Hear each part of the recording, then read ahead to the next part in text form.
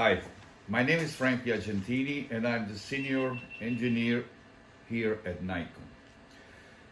Today I want to show you how to operate our NT-30 FM transmitter.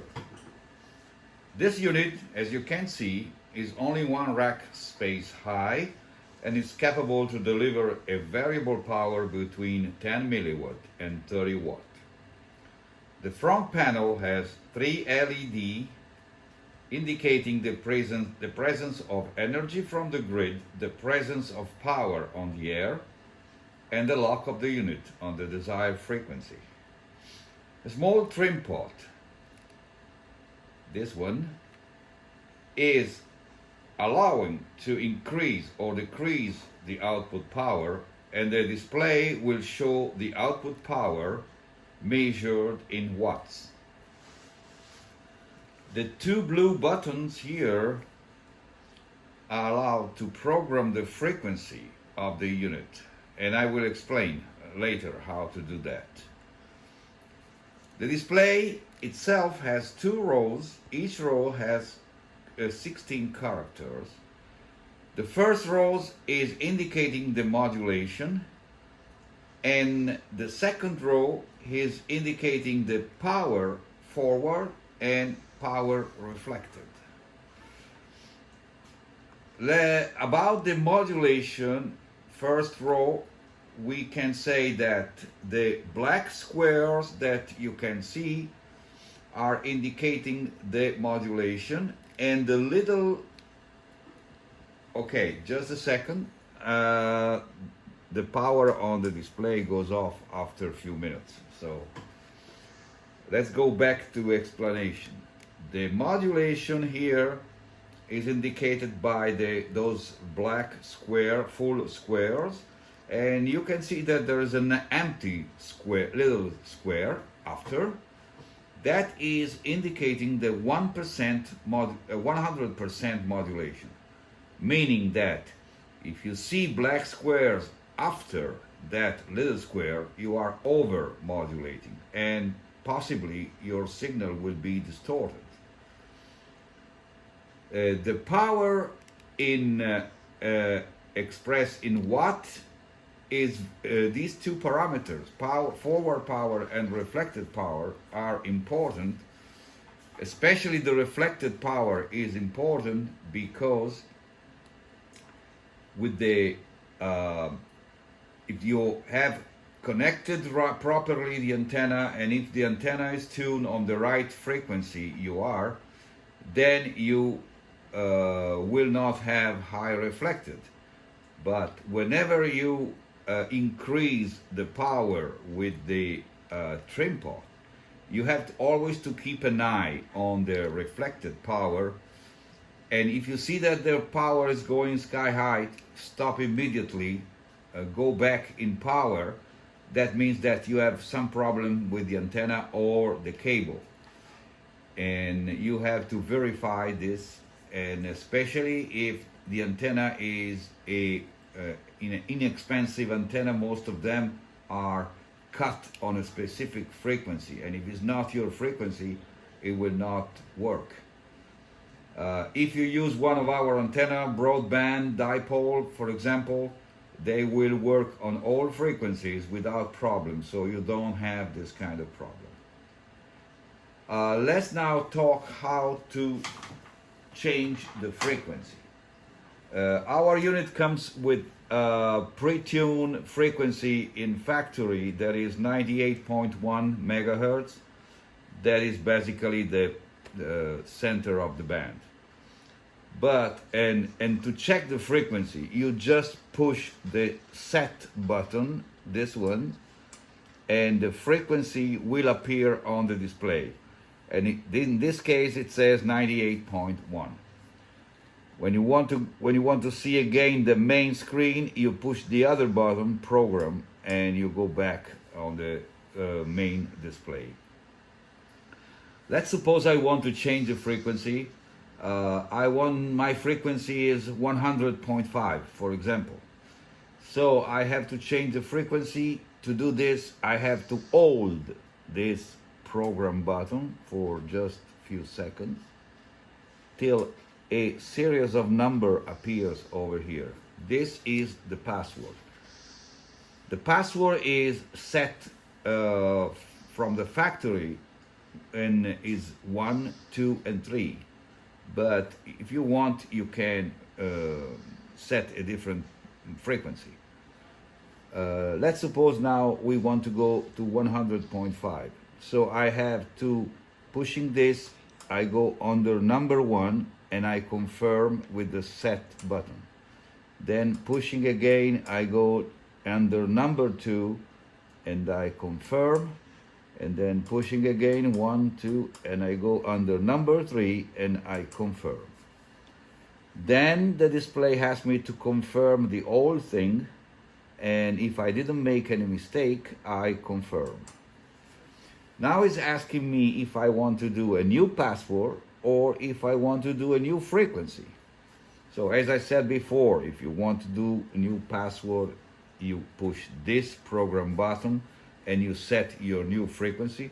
But remember to keep in memory and write somewhere your frequency, your password, because if you forget the password, we cannot help you. You have to send the unit back and to be reprogrammed again. Okay, in this case, let's go at set because we want to do a new frequency. It's appeared the frequency we are on now. I'm pushing program once and it appeared the number 1, and it's okay because it's 100. So I confirm with the set button. Then appear the number 0 and I confirm again because it's 100. Now number 8 is not to be confirmed, so I have to go again till I find the number 0 and I confirm. Now I have 100, and now I have number 1 blinking. I go 2, 3, 4, 5 and I push the button, and now the unit is cycling again.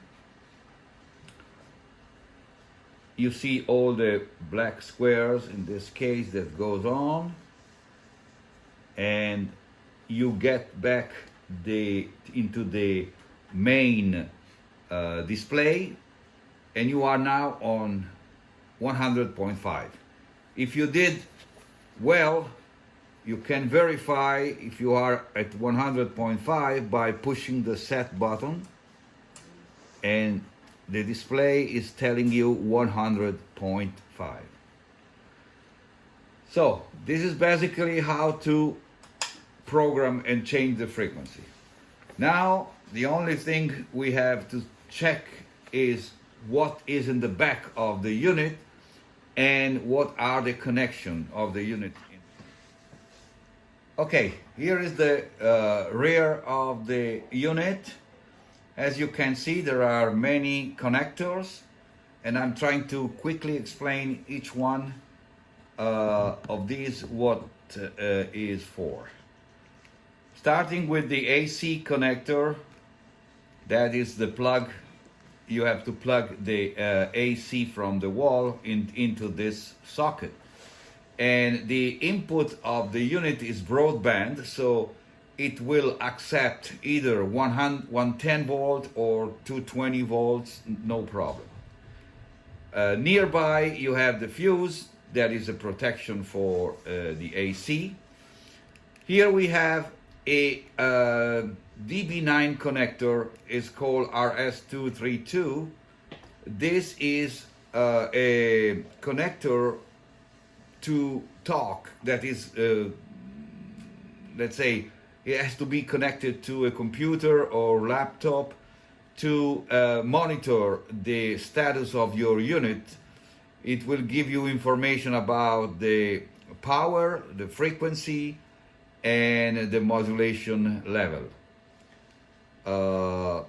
This is the interlock connector, also very important connector, because in case you have to repeat a signal from, for example, an STL system, when you short this connector, the inner and the outer connector, when they are short together, they will mute the power of the unit.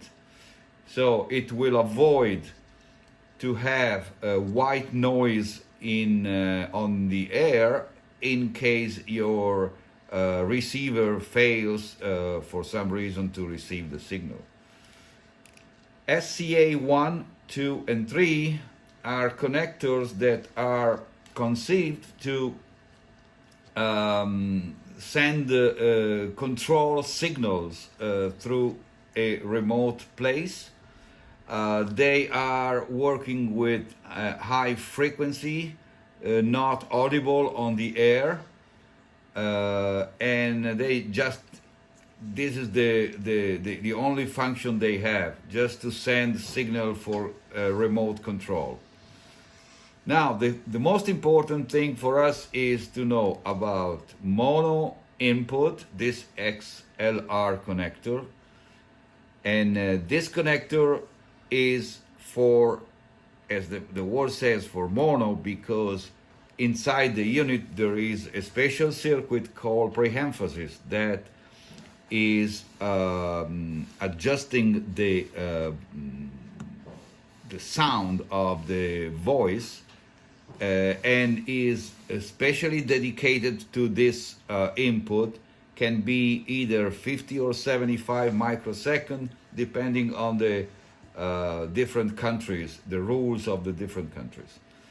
MPX connector, BNC, this is the connector it's a linear connector, so whatever is going in is going out on the air, and usually is used when you have like a stereo coder or a audio processor before the transmitter that send the right MPX output, and you have to connect the output of your audio processor, for example, to this MPX connector. Finally, the RF output is an N connector, and that is the best connector for this kind of frequency and power, and has to be connected to the antenna. Pay attention, the central pin is very thin, and you don't have to tight too much the connector, especially if the male connector is not very well done. It could be dangerous because this pin can break, but usually, hopefully, is not happening that. When we supply the cable and the antenna together with this system, there will be no problem because the cable is already set in our lab with the right connectors. And basically, that's it. I hope I have explained in a clear way how to put this unit in operation. Thanks for your purchase, and remember that we are always ready to support you in case of problem. Just call us or email us. Thanks again, and enjoy your transmitter.